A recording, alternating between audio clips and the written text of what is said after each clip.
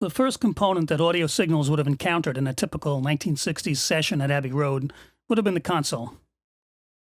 Now, consoles, or desks as they'd have been called in Britain, were not yet the elaborate affairs we're familiar with these days. The massive boards like the classic SSLs and Neves that became the standards in the early multitrack era in the mid-70s, early 80s, and beyond. Many recordings in the mid-60s were still mixed primarily in mono, including most of the early Beatles albums, and consoles were a much simpler affair.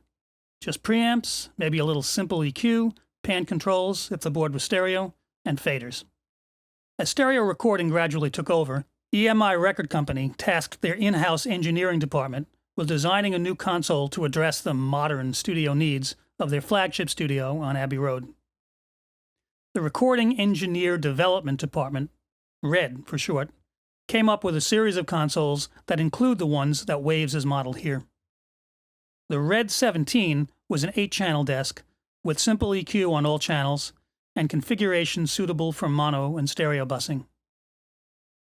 This was soon updated with a more flexible EQ as the RED 37, which also incorporated more flexible routing suitable for 4-track recording. Now, these were all tube consoles, and the key to their sound was the tube amplifiers, over 30 of them, used throughout.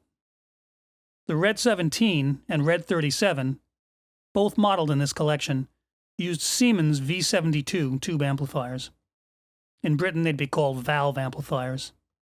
But apparently these were fairly pricey, so the RED division designed their own replacement, the RED 47 amp, which was used in the RED 51 console, the other model on tap here from Waves. The RED 47 amps were designed to offer lower distortion and greater headroom, and the RED 3751 plugin makes it easy to compare them, which I'll do in one of the next chapters. If you happen to have a vinyl copy of the Let It Be album, you'll see a nice shot of the Beatles sitting around one of the RED consoles. Eventually, the tube-based RED consoles were replaced by solid-state designs, the TG series, with only a few of those original desks still floating around today.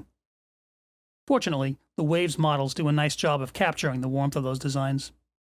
So let's take a closer look, starting with the RED 17.